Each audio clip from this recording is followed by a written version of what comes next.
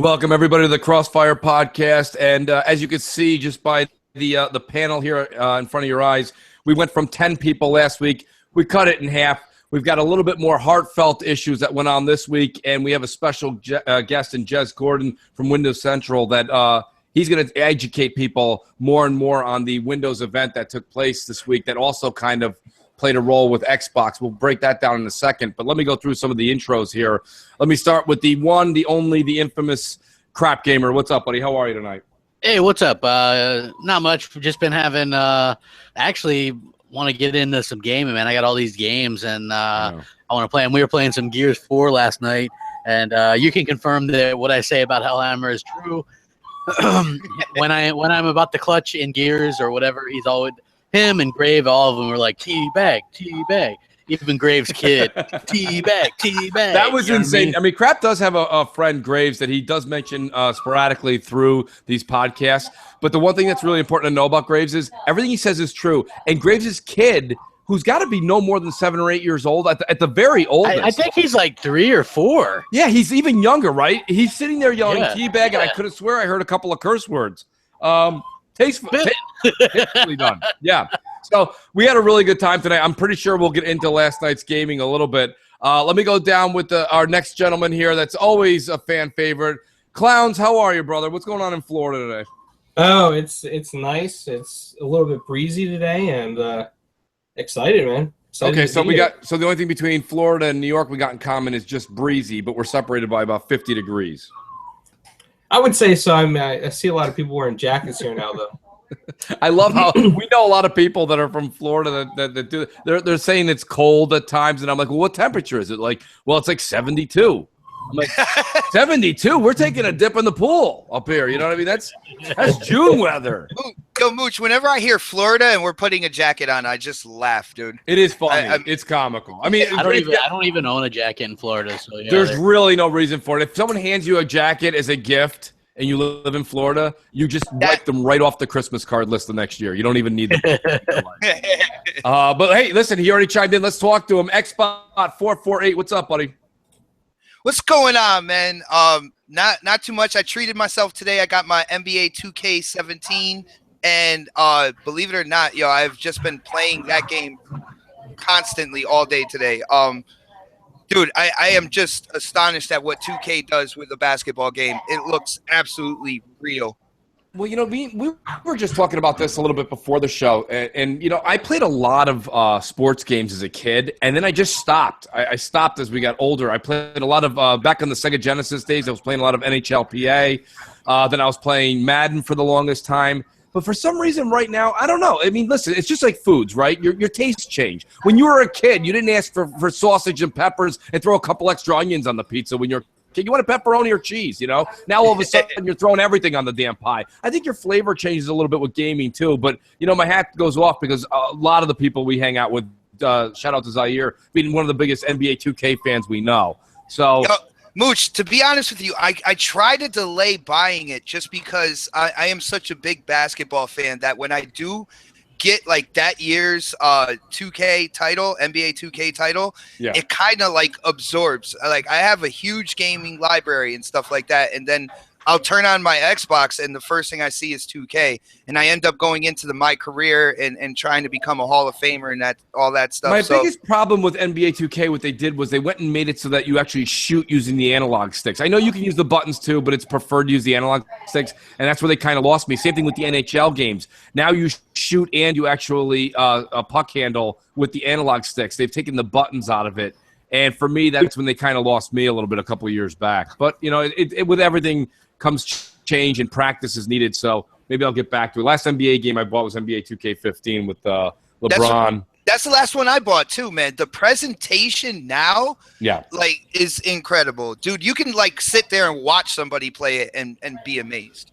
Awesome. Well, maybe if I get it, then you're my guru in Halo. You'll be my guru in sports games too. Then Xbox.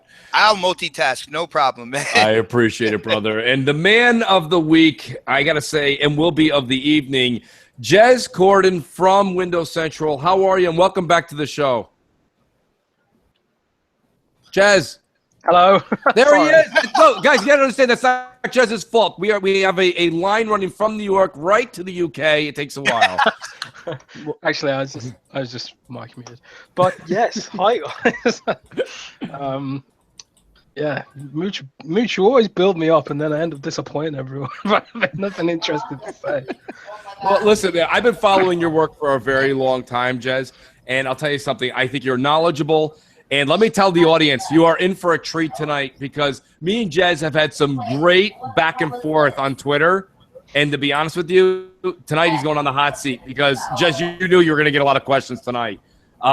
Let's start with this. Why don't we start with basically the Windows event that went on this week, and I want Jez to be able to speak to it. And then, guys on the panel, I know Crap even had some questions on other podcasts we had.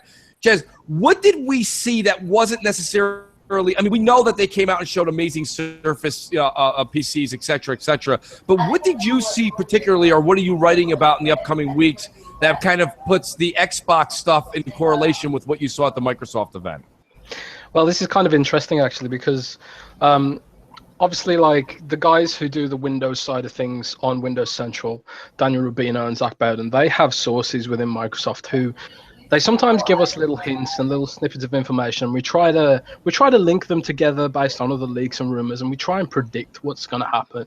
Now, all tech bloggers kind of do this, and you'll remember at E3, one of the things that was predicted was this Xbox streaming stick, like a Chromecast thing.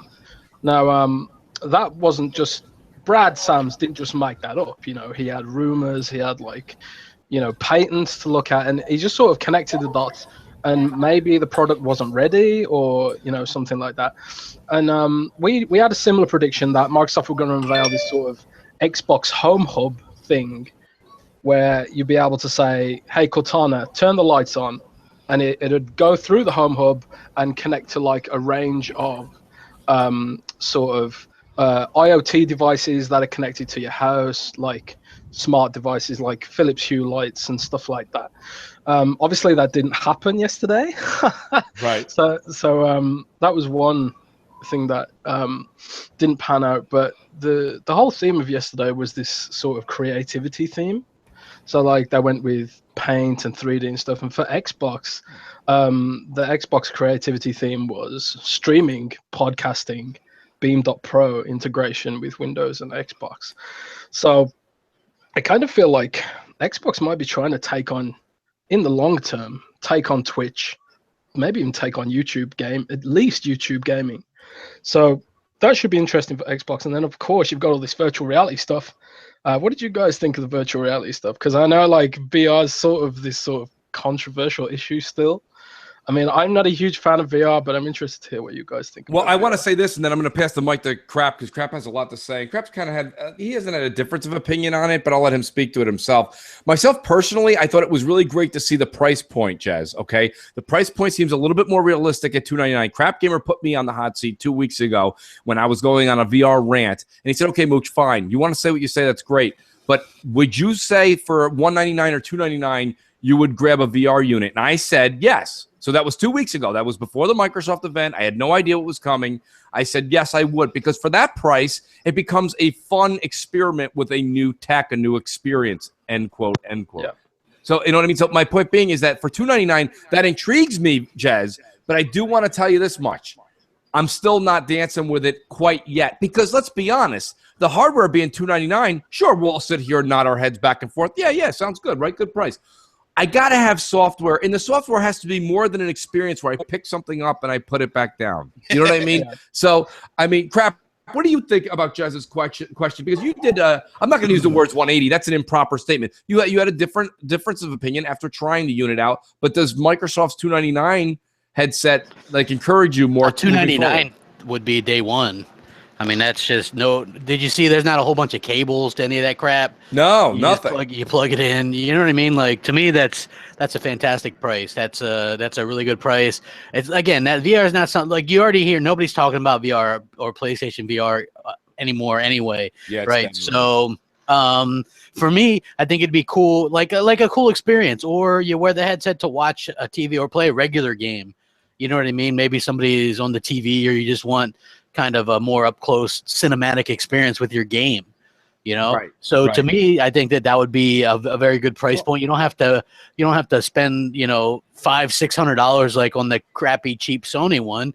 And I don't Did know you guys why find it anybody interesting would. though, Crap? Didn't you guys find it interesting that I thought I was going to see this is the devices coming from HP and these other great third-party vendors, and don't forget this will be something that's also accessible on Scorpio. I didn't hear any Scorpio reference. Well, they did mention 4K gaming, and they also, I mean, they did say Scorpio is going to have high fidelity VR. So Yes, they did.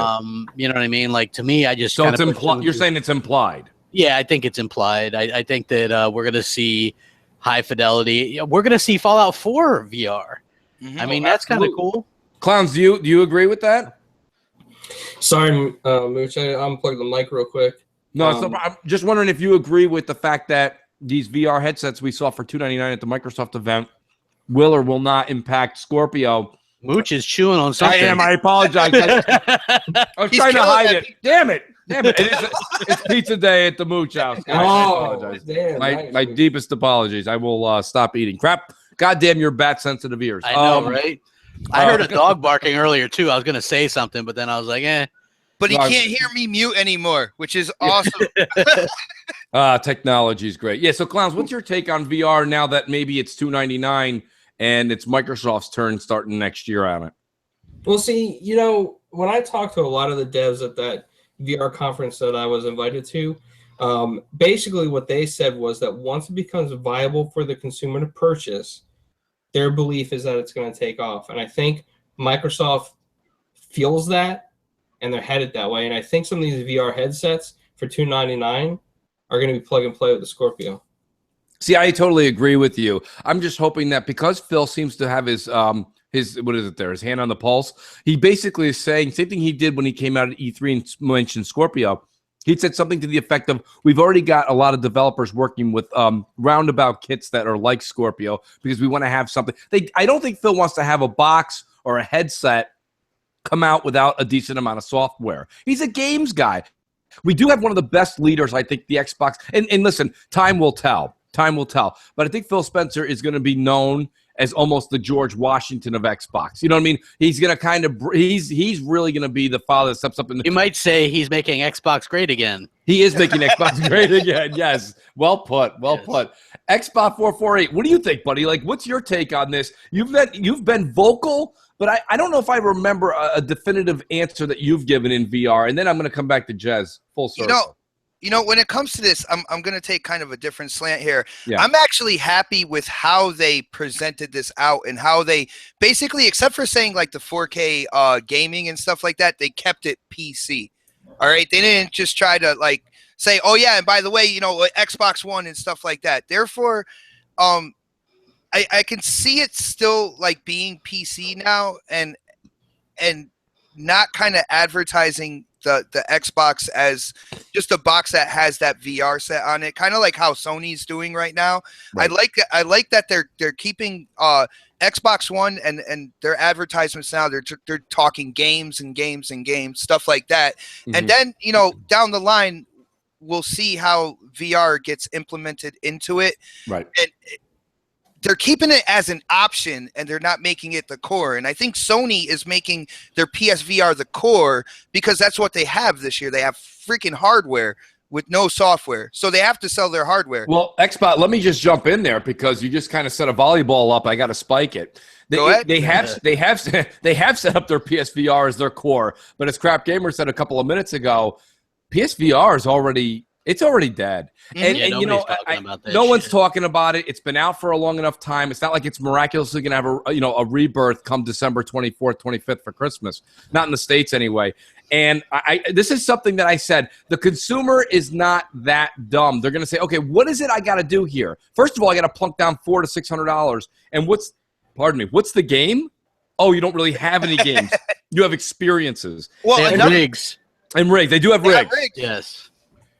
So I mean, Jez, full circle back to you. I want to get you here. What is your gut feeling on the VR for Microsoft moving forward and where you think PSVR is now that we're about 3 weeks after launch? Do you think that PSVR, I shouldn't use the word dead, but is it pretty much, we can list it under almost 3D TVs and Chia Pets? Well, I'm not sure, because the first thing, here's a bit of inside information for you. Someone at Xbox told me that Sony have got supply issues with PSVR and PS4 Pro, so they might not be supplying and pushing it as hard as they probably could, because they don't have the supply chain in place to manufacture enough units that they need. That's to. So there's an element of that, and also I wrote an article on this last week. VR across the board, even the super good VR like HTC Vive, it doesn't have a killer app yet. It's all experiences. It's all these mini little experiences that you don't sit there with VR and have a massive gaming session unless it's something like Elite Dangerous, which is totally playable without VR. Right. You don't need VR to play Elite Dangerous, so VR doesn't really have its killer app yet, I don't think. Now, what Microsoft's doing is they want to eliminate a massive barrier to VR, which is, first of all, the price point, which we talked about earlier. Yes. But the bigger barrier is the fact that you are blindfolded when you wear VR. Not only are you shut out of your environment, but you're also shut out of your computer. So, like, when you've got VR on, you can't multitask unless you're using an app like Virtual Desktop. And Virtual Desktop, you can't see your mouse and keyboard when you've got Virtual Desktop on, so it's almost pointless. Right. So all of the headsets that Microsoft showed off were using the Kinect tracking technology like HoloLens to track your finger, and far also superior than the light bars on PSVR. I'm going to also point out. Yeah, I can't speak to that personally because I haven't really tried it, but I will say that using Kinect tracking technology to control, a virtual PC in virtual reality is far more intuitive than trying a virtual desktop without being able to see your mouse and keyboard, which is that is literally the current solution. If you wanna use your computer in VR, you need to be a touch typist and fumble around for your mouse while you're blindfolded, which is stupid. It's a systemic issue, and I don't know how you guys play games. When I play games, I also I tweet during loading screens. I multitask. Yes. I watch. I don't just play games. I do things while I'm playing games. Which is it's a big barrier to VR for me. I don't want to just be blindfolded and shut out of everything. Like Jez, my entire universe. I appreciate your honesty, and that's something. My God, I'm really glad you said that. You just kind of sparked an entire part of this conversation that's never been brought up. There's a lot that we do. Okay, I've mentioned it, but I didn't mention it as detailed as Jez just did. I said that it's hard. Sometimes I'll sneak in a quick hour if I have a couple things I have to do on Destiny or this and that. But like when my wife comes home with the kids, she's like, "Well, I'm gonna go shopping." Like she's gonna go and get groceries or whatever with the kids. That gives me a little bit of alone time. That's cool. That's great. Like every husband's like, "Yeah, I know what you mean, Mooch." But like my point being is that like that's all great and dandy. But once they come in or I hear the garage door open or whatever, it's time for me to shut that down. Okay, because I got to go and help and do, all right, dad, fatherly, husband, things to do. So, but here's another example of what Jez says. Jez is like, if you're totally immersed into this thing, you have headphones on, your eyes are now, you're somewhere else. You're not in your living room. You are somewhere else. That's the whole pitch with the experience.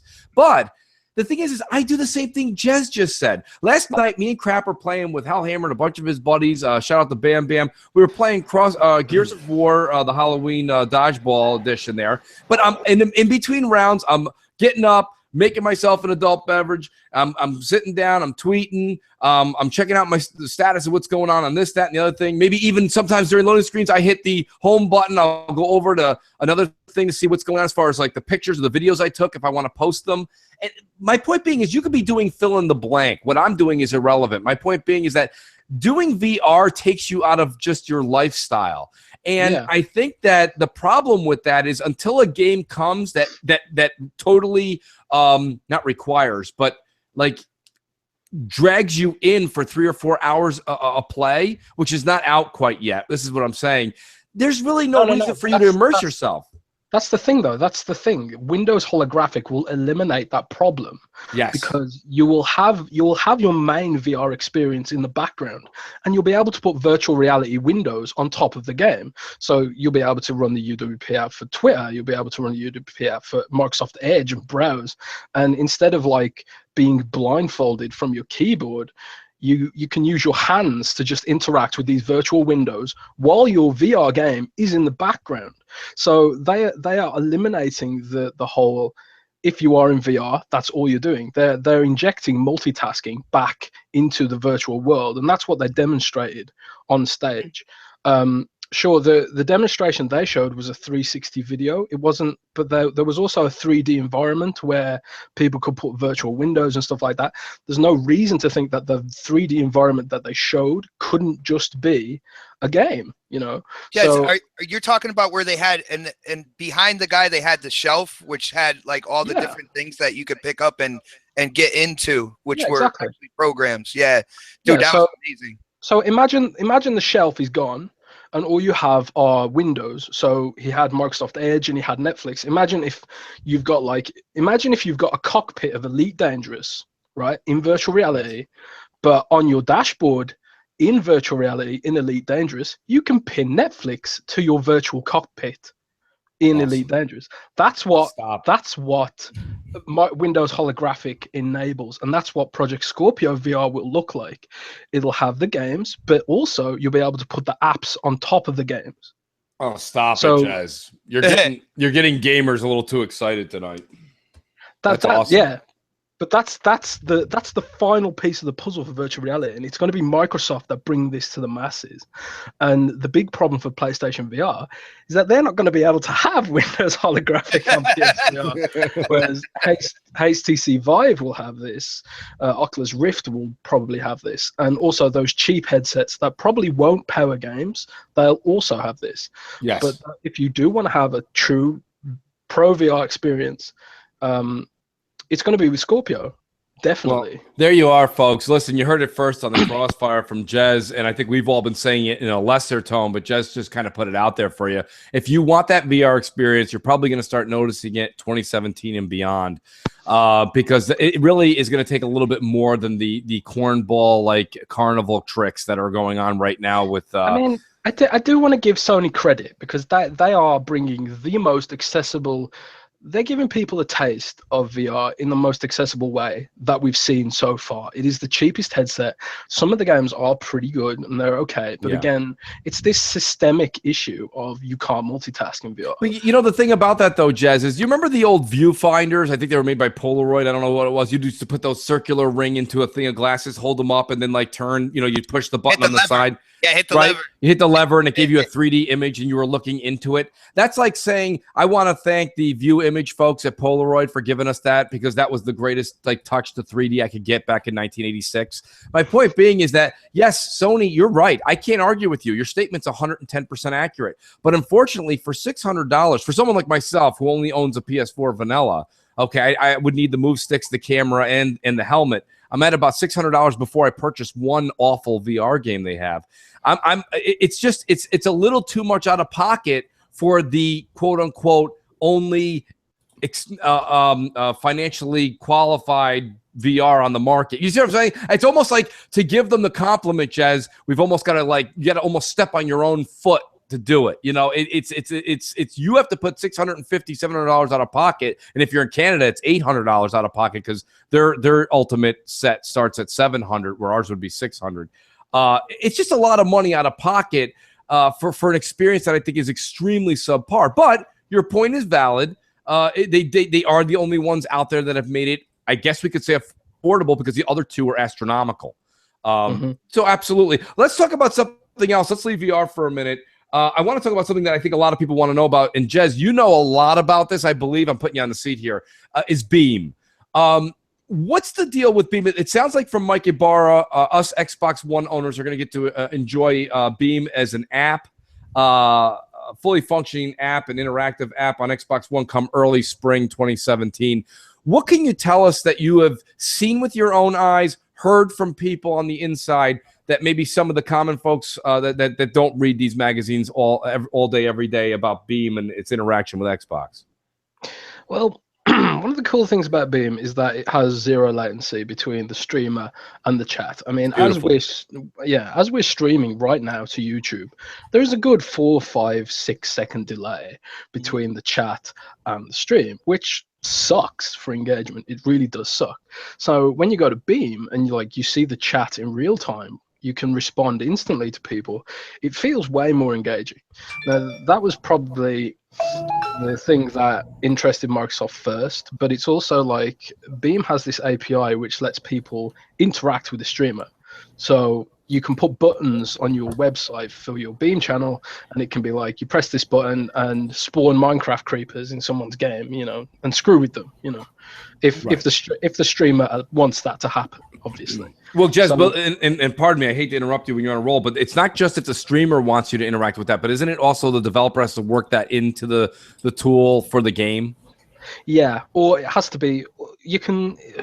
Super smart people can make mods for it and stuff like that. Okay. On PC, it's not going to be ubiquitous to start with, but eventually you've got to presume that it will be baked into the Xbox API.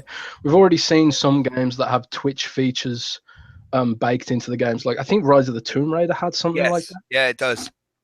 So eventually it'll be like Xbox exclusives will have Beam integration naturally, so to allow people to add controls to their games. So this is like years down the line, no doubt. Well, this is another great point that you just said, and I'm glad you said that. There's a lot of people that go, why are there exclusives? Who cares about exclusives? It's all about multi-plat. Here's another instance, right, Jez, where an Xbox exclusive first party will have more of an interaction, more fun, and more. This is Microsoft proving to you why you'd want an Xbox One. Well, this is something Microsoft have always done with their Microsoft are a software company, right? And games are software. And Microsoft have always used their software to try and showcase new paradigms. So Kinect failed, let's be honest. But they used their games to showcase what Kinect could do. Kinect wasn't perfect and so on and so forth. But for the time, some of the integrations were pretty cool, and like even third parties jumped on board. Like Dragon Age Inquisition has Kinect integration, and Skyrim does as well, I believe, and that sort of thing. So eventually, but the difference with between Kinect and Beam is that Beam is going to get operating system level access to Windows. So like if you want to stream from a Windows PC today, it's really complicated and annoying for new users. You have to get XSplit, you have to set it up, you have to put all the details in, you have to have a pretty powerful computer, and you have to go through all this rigmarole to get it to work. Whereas eventually you'll just be able to press Windows key and G and then press the Beam button, and then you'll instantly be streaming. As simple as it is on Xbox, like Xbox Broadcast. All right, Jez, so that's what they meant when they said Windows integration. So is that necessarily an app, or is that like literally baked into the Windows 10? Like it's going to be system level integration. So like if you're playing Gears of War 4 on your PC or your laptop, you'll be able to press Windows key and G, and you'll be instantly streaming over to Beam. And also the simple fact that you can do that, and you don't need a capture card, you don't need all this extra software. That's going to make Beam huge, right? Mm-hmm. And Beam will become a Twitch competitor overnight, purely because it'll have deeper integration with Windows and Xbox than Twitch will have. And the reason Microsoft have done this is because Amazon bought Twitch. So now it's not a case of, oh, we're competing with a tiny little startup company. We are now competing with Amazon, our cloud nemesis. Like Microsoft want to crush Amazon because Amazon are their nemesis in the cloud. So Microsoft want to beat Amazon, and part of that is trying to beat Twitch at its own game. So that's the whole Beam play, and it's really exciting because I kind of feel like Twitch is stagnant as a platform because it's never had any real competition. So maybe Twitch is trying. They're trying to expand themselves because now you can actually upload videos to Twitch as well. They're trying to be kind of like that YouTube and YouTube gaming combined. Yeah, and you've got to acknowledge as well that Xbox have probably millions of hours of clips uploaded to Xbox Live, but there isn't really anywhere that catalogs that stuff. So maybe that could be Beam as well. Beam's going to be all about being creative. That's the whole Beam play, and it's really exciting because I kind of feel like Twitch is stagnant as a platform because it's never had any real competition. So maybe Well, this will. Twitch is trying. They're trying to expand themselves because now you can actually upload videos to Twitch as well. They're trying to be kind of like that YouTube and YouTube gaming combined. Yeah, You know what I mean? So and you've got to acknowledge as well that Xbox have probably millions of hours of clips uploaded to Xbox Live, but there isn't really anywhere that catalogs that stuff. So Right. maybe that could be Beam as well. Beam's going to be all about being creative with gaming. So you can imagine uploading videos to Beam, like YouTube. Upload Studio getting Beam integration, all the games getting Beam integration. You can imagine all this sort of stuff, and the whole reason they're doing this is they're trying to build up the platform for the future. It's not just. Well, tell me this, Jez. What does Twitch have besides being the incumbent and having the majority of followers right now? What does Twitch have that Beam doesn't? Besides being the incumbent and being the current leader. Users. That's it, right? That's all Twitch has is users. That's not enough. Yeah. Well, it won't be enough. What Beam needs is a bunch of girls with big jugs to kind of kick it out wide on Beam and stream and start doing that. And it's basically that's what Twitch does. I mean, well, absolutely. I mean, listen. Well, crap. You know as well as I know. I mean, you say that as a joke, but you're 100% accurate. I mean, but that's going to happen. That's just going to happen with time. That's definitely going to move people over. But a lot of people that when Beam first came out and they didn't know not when it first came out, pardon me, when Microsoft first acquired Beam, a lot of people that I know that have larger Twitch channels, they wrote me and they said, personally, I'm not making the move to Beam because I've already put so much time and effort into Twitch. Now, I bet you all those people that wrote that to me would then retract it now that they see that Microsoft is completely standing behind Beam. Well, right. The thing is, streaming is still an infant. I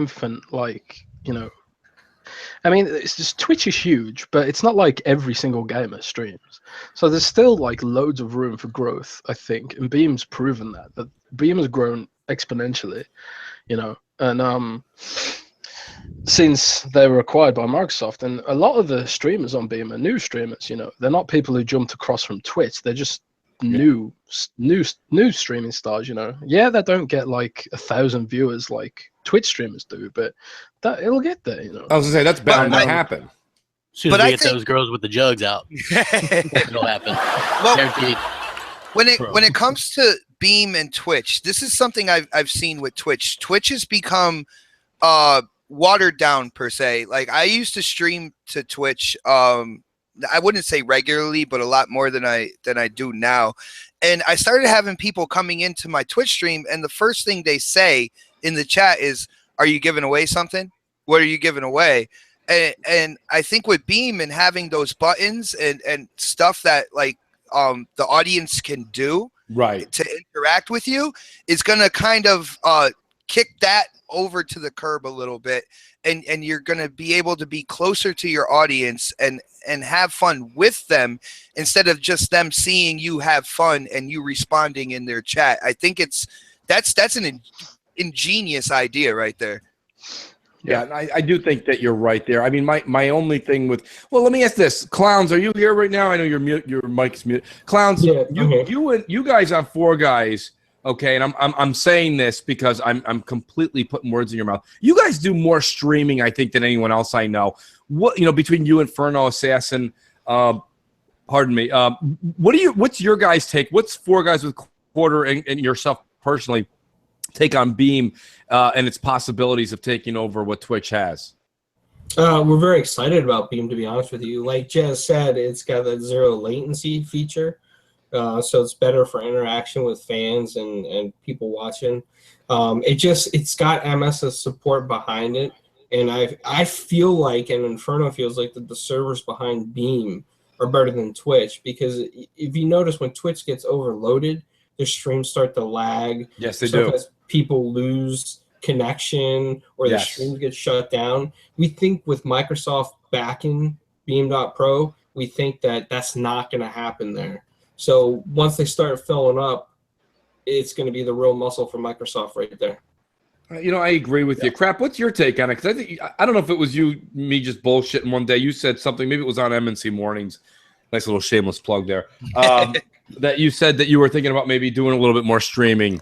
Well, I don't have the upload speed to stream, but I mean, if I did, I would, and I would probably use Beam just because I think that it's the better service and it's way more interactive, and I just like the setup of that a lot better. So, I mean, to me, Beam is the better choice.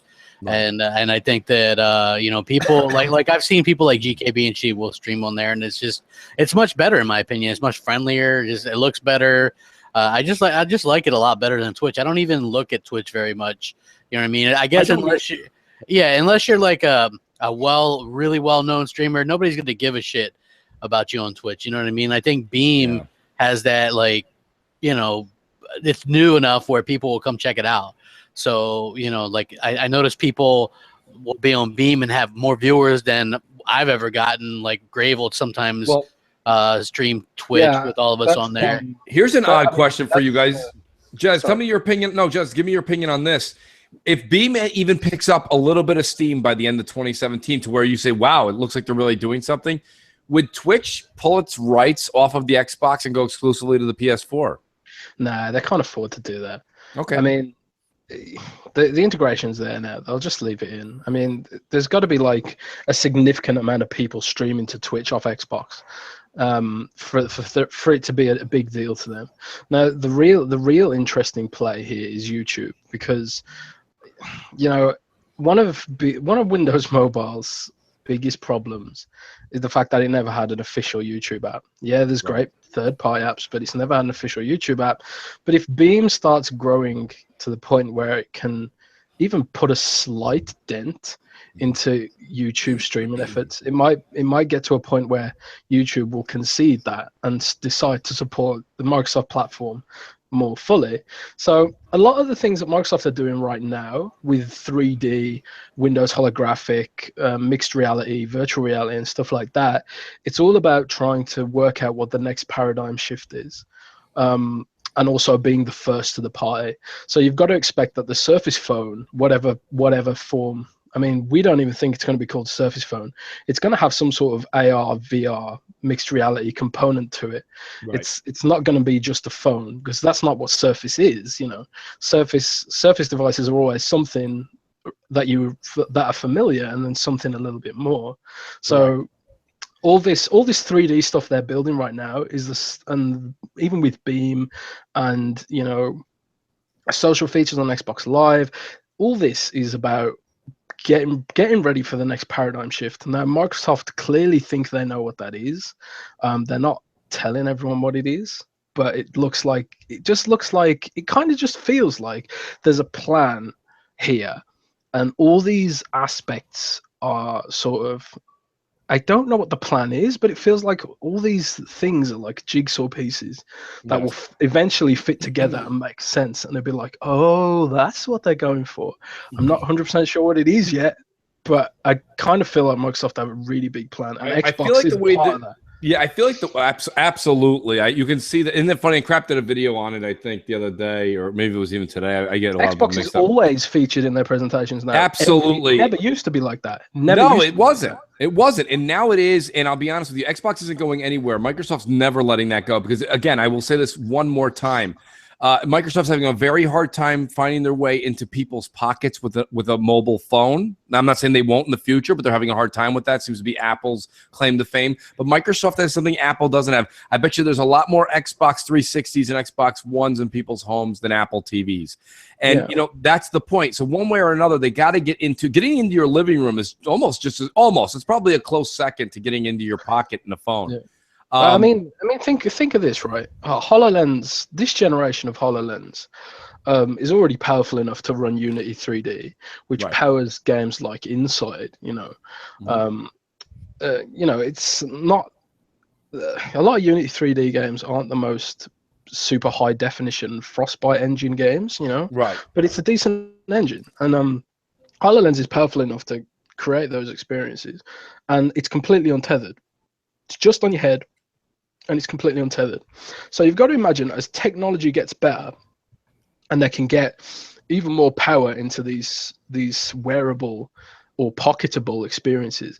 Eventually, we could see Microsoft make a big mobile gaming play, except it's not actually mobile gaming, but it's just a phone that sort of can turn into a virtual reality headset, and maybe you can play Xbox on the go, you know, like Xbox One quality games on the go.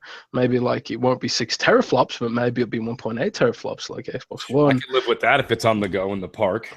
Exactly, you know. So it's you've got to imagine that Xbox is going to be a big, if they do try and get back into mobile, it's going to be something to do with high definition gaming and virtual reality. It's not going to be, oh look, here's we've made an iPhone with no apps, because that's what they've been doing, right? That's what they've been doing up to now. Lumia is basically, here's our rectangular phone with no apps. That's basically what they've been doing. They can't do that anymore, and they know it. And I feel like Xbox is going to be a big part of whatever ecosystem play they've got going. And one more thing, I've said from the start of this gen, Microsoft aren't competing with Sony. They are competing with Apple and Google. It's never been about Sony. It's never been about Sony, and it never will be about Sony. That's because Sony's a flea on the big bad dog's ass. That's all it is. You don't care about the flea. You don't. Like people want to make it to be like that because they both have a console out, but Sony, that's all they have going for them is that console. Yeah, Microsoft is thinking way ahead in the future, and Sony's screwed once traditional consoles are gone. I mean, they got nothing left. Yeah, we all sit here on our hands waiting for E3, but this past week's conference is what Microsoft was truly proud of. You know what's cool, Mooch? If you think about it, with the Surface team, and it's exactly what Jez said. They make something and then they add something to it. Like with the studio, you have the dial and stuff like that. Isn't the Surface team, aren't they designing the Scorpio as well? That's the word on the street. Maybe Jez can answer to that. But Jez, do you know? Are the Surface team, are they designing the Scorpio as well? Because they've got to have a hand in it. Apparently, I've heard that the Surface team had influence on the Xbox One S, and you can kind of see it. And the Xbox One S it's an affordable product, but it's absolutely gorgeous. You know. Yeah. It's industrial design and that sort of stuff. So I would expect Scorpio to be just as beautiful. I don't think they're. You don't think they're gonna put that extra in there? That one little. Like what Surface team is known for, would put in something a little different. You know what I'm saying? They might put a spin on it. I mean, the IR blaster is unique to Xbox. PlayStation doesn't have an IR blaster. Okay, not a lot of people maybe use it for TV features and that sort of thing, but it's a unique feature that I use personally quite a lot. Xbox backwards compatibility is also a differentiator. So I would expect. To be honest, the differentiator, I'm gonna say it right now. The differentiator is going to be Windows holographic. It's going to be here's Windows holographic. You can play Elite Dangerous in VR, but also you can put Netflix, you can pin Netflix and Twitter and whatever else in virtual reality while you're playing. You can still get notifications. You can still get, if you want, obviously, you can still get all this stuff while playing games, and that's going to be the differentiator. This virtual reality as a platform, not just a gimmick. But that's what Windows holographic is. It's the operating system that VR needs to be worthwhile. Nice. Well, here's what I want to do before I do want to leave this subject, but I have one last question for Jez. Is there anything that the audience or the panel needs to know that everyone's talking Beam, everyone's talking affordable VR from Microsoft. Is there something else that came that was under the radar from this event this week that people don't know about or we're not talking about that you think people should know, or have we pretty much covered it? That's a pretty interesting question. It's hard to say, you know. I mean, the interesting thing about the Surface event is that these are not cheap devices. The Surface Studio starts at $3,200 up to $4,200. Yeah. I'm the biggest Surface fanboy I know, and you know, I put myself into debt to get this first Surface Pro 3, but I cannot possibly justify buying a Surface Studio, and the reason is I'm not the Surface Studio's target audience. No, you're not. Surface Studio's target. Neither am I. Yeah, it's people who use Wacom Cintiq tablets to do drawing, and Well, no, they're trying to make everybody like they're saying everybody's creator. So they're trying to make you a consumer for that, man. They're trying to. But that's exactly the thing. They've made these devices desirable to people who aren't artists, because they're so beautiful and they're prestigious, And that's what Apple do. That's what Apple do. Yes. They create this prestige around their devices. I mean, every Apple case that I see for phones has a circle cut out so you can see the Apple logo. Yeah. Because they want people to feel that it's a device to be desired, and Microsoft are trying to do that to their whole brand. I mean, Daniel Rubino was talking about this on the Windows Central podcast earlier, that Microsoft still have this sort of identity of being, the uncool one. They're known for their work in the 90s, which was almost 20 years ago. God, I feel old. Right. But the whole point of Surface brand is, even if they don't sell millions of Surface Studios to every consumer in the world, they've created an inspirational device that's beautiful, and it's made the tech press shocked. The Surface Book shocked them. They're chipping away at that image of being sort of uncool. They're chipping away at it. Uncool, right? I agree. I totally agree with you. And it will have trickle-down effect. It will benefit Xbox. And Scorpio will be like, oh, that's a Microsoft Scorpio. Microsoft make amazing devices. I'm going to buy one. It's trying to turn the company's image around, and they're going to leave the low end, the mid-range, to people like Dell, HP, and everyone else. PC. If you want a PC game, the cheapest way to do it is to just build your own PC. And Microsoft will never take that functionality away from people. But they want these flagship products are to advertise them as a inspirational, futuristic company. HoloLens as well. HoloLens is just crazy. I mean, just look at that thing. It's just insane. Yeah, my wife absolutely wants one, and that's the thing. I try to tell a lot of people, people who talk about the HoloLens, I was like, you do realize it's a standalone. It's a computer. It's a holographic computer by itself. It's not a peripheral for your X1. It'll work with your X1 eventually, but that's just kind of like the cherry on top. You know what I'm saying? You don't buy that as a peripheral. You buy that for its own standalone device. Well, listen, we can talk about this event all day, but I do want to get into some gaming news here. Listen, this is a huge one here. This is a big one for me. I want to kind of switch gears here. Of course, we had to talk about this today. This came out on CNBC today. Titanfall 2 sales are disappointing. And if you don't want to hear it from me, Electronic Arts downgraded by Cohen, who I believe is one of their top guys, on, quote, substantially disappointing Titanfall 2 sales. A lot of people are saying, well, how do you know? Well, first of all, you can tell by – you don't have to I think Crap Gamer's infamous for this. Crap will go and pre-order everything, and then he'll choose what he wants selectively after the fact. But when your pre-orders are like, I'm making a number up here, 2 million, and then your sales are 500,000, that's something that they can kind of say, okay, we see that coming. But when your pre-orders are, I'm making this number up again, 250,000, and then your results are around 100,000, you have piss poor results. You can already see what the trends are going to be. So, Jez, we kind of talked about this a long time ago. We're going on almost 2 months ago now, or maybe a month and a half ago, when the whole green discs thing came out, and me and Jez were going back and forth on Twitter, and Jez said, Mooch, you're really barking up the wrong tree with this. And, here's the thing. Forget the green discs and the blue discs. We'll get to that later on today.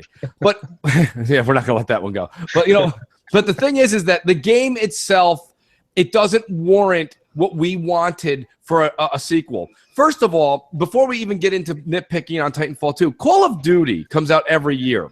But about 4, 5, 6, 7 years ago, I don't know what it was, you guys can correct me, they went to 3 developers in a 3-year rotation. And everybody says the same thing every year, right? Call of Duty is just a cut and paste of last year. Mm-hmm. Well, even with the fact that it's a cut and paste, they still spend 3 years in development. My point is that Titanfall 2 came out in 2014, March 2014, and here we are in October of 2016, and they're telling us here's the sequel. You knew that something wasn't going to be right. What they did was they put a lot of time and emphasis in the first one into multiplayer, because that's what Vince Zampella wanted. And now this time, because he was crucified for the first one not having a campaign, they put time and effort into the campaign and neglected the multiplayer. And now I'm hearing the campaign is just meh at best. It's okay. People like it, but they're like, I'm not going to go back and play it, which is what they said with the campaign in the first one, which was a multiplayer campaign. They're like, I played through it, but I'm never playing that again. If you make another campaign that no one wants to play through again, Vince Zampella was actually onto something with the first one when he said we don't feel it needs a campaign. He did the campaign, I think, to please the masses. So let me start with Crap, and we'll work our way backwards because Jez been on the hot seat for a while today already. Crap, what's your take with the initial reports coming out of EA on Titanfall 2's disappointing sales? And I'll tell you this much: I would wish CrossFire was on tomorrow. Next podcast, great little plug for you there, Xbot. You're going to get a chance to do this tonight when everybody goes online and sees all their friends. I'm not expecting to see that many people playing Titanfall 2 tonight on my friends list. I'll definitely check, man. I'll check and I'll let you know tomorrow. Definitely. Yeah. Well, I think that, they was piss poor planning to release that game between Battlefield 1 and Call of Duty. Terrible. Well, you're playing it, right? Yeah, the campaign, what's going fun. On? The multiplayer is better now than what the tech test was. Some of the maps are cool. You know what I mean? They're not all. I don't know why they did the tech test with those maps that they used. Those seem like the worst maps. It's not as good as Titanfall 1 as far as the gameplay in the multiplayer. Mm-hmm. It's still pretty damn good. It's miles ahead of Infinite Warfare. Okay. Well, the thing is, though, we can't really say that, right? That's not fair. You can't say that, certain, like, someone's like apple pie is better than somebody else's apple pie only because they use a little extra sugar coating on top. My point being is it's all about the ingredients here. And in this case, every ingredient in Titanfall 2 seems to come up a little bit short. So I mean, my hard time understanding. Oh, guys, Assassin's in the chat. He was like, I absolutely love the Titanfall 2 alpha. He's like, full game, not so much. Well, here we go. And Crap, you came in late. We had a great discussion before the show. Clowns, I gotta tap into you, buddy. Here, we really need you. Clowns, what happened with you and Assassin as you went from basically popping the game on to where you are right now? And Assassin's already kind of let the cat out of the bag, but I'm glad he did because this segment is about him.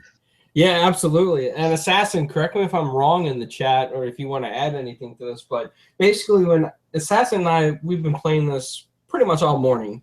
We played some attrition. He played the single-player campaign. He felt the campaign was like, meh, like that, just like that, like, okay, mediocre.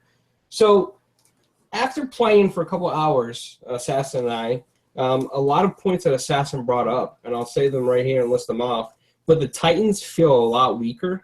They're nothing compared to the first one. Which they don't have shields. Very disappointing.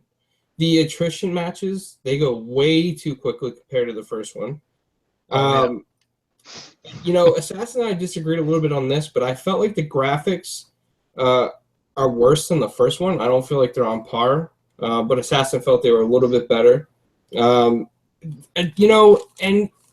they used the same source engine again, and they didn't want to develop further past it because of budget reasons. That kind of made the game more like, like really next gen. It doesn't feel next gen. The maps, way too small, Mooch. Way too small for this. A lot of people are using that sonar and just sitting back and killing you as soon as you pass them. Makes the game completely unfun. It seems, all these things, and Clowns, I'm going to go right back to your list, but I got to say this. It just seems like the game was rushed. And why was it rushed? I don't know why. There was no reason to do this. Come out next year. Take 6 months, Vince. Take a chill pill. You don't come out between Battlefield and Call of Duty and Gears. Are you out of your mind? You had a hard enough time launching on the Xbox One. The other thing is he catered to the PlayStation 4 group. And that's the worst move you can make. PlayStation fans the elite PlayStation fans, they don't play first-person shooters. What was the joke last generation? We're the shooter box. Here's the thing. PlayStation, like, this game was already ingrained as an Xbox game. Like, they were betting hard on the fact that PlayStation gamers would flock to it and be like, oh my gosh, we missed out. But it's the same thing. Like, I'd compare this to Metal Gear selling on Xbox. Like, that game doesn't sell shit on Xbox. Correct. But you know what, though? You know, I know that you guys are touching on the disc controversy that happened not that long ago. And this is my opinion on the disc controversy, which may be different than yours. But I kind of think that they did that on purpose to stir up sales, to be honest with you, because you got to think about it this way. Xbox had the marketing rights, right? So they felt maybe supposedly. Well, yeah, supposedly. So maybe they felt internally that Microsoft fans would go ahead and buy, right? So then they show the PlayStation 4 disc, right, to create controversy, to get PlayStation 4 fans on board and get the reviewers, because a lot of the reviewers out there are PlayStation fanboys for whatever reason. So maybe by doing that, it helped the reviews pump up a little bit. And that's that's my take on it. Yeah, they brought in PlayStation Call of Duty players to initially give their feedback on the game to begin with. You know what I mean? Which I thought was stupid. It's like, why would you bring in PlayStation Call of Duty players to give you feedback on Titanfall? Like, shouldn't you be bringing in Xbox One, Titanfall 1 gamers? I mean, that would have made a lot more sense to me. Well, that's it. And I mean, you're correct. You would typically think that, you know, from a standard business model, but I just, you know, to be honest, I think it was a political PR stunt for a review score and for people to buy it on both systems, and it backlashed. Yeah, you know, I want to. Oh, Jez, what do you got? Well, okay. First of all, Jim Sterling said something to the effect of, "Yeah, I cherry picked where the review codes would go." Right? Yep. Something like that. They sent us a review copy today, 2 days after other big sites got their reviews up. I'd already bought the game myself by this time, because the thing is with reviews, nobody wants to read them the day of launch or the day after launch, because other sites already have them up, and you know, and people who've just acquired the game through broken street dates and stuff like that.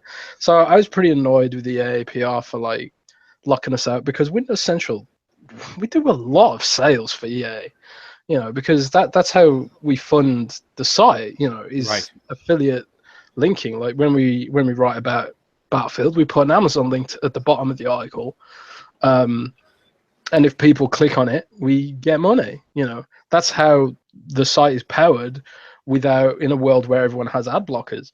And so I was pretty annoyed at EA yesterday, and I was ready to, you know, give Titanfall 2 a bad shake because of that, but I'm actually kind of enjoying it. So I'm not gonna lie, I just can't lie.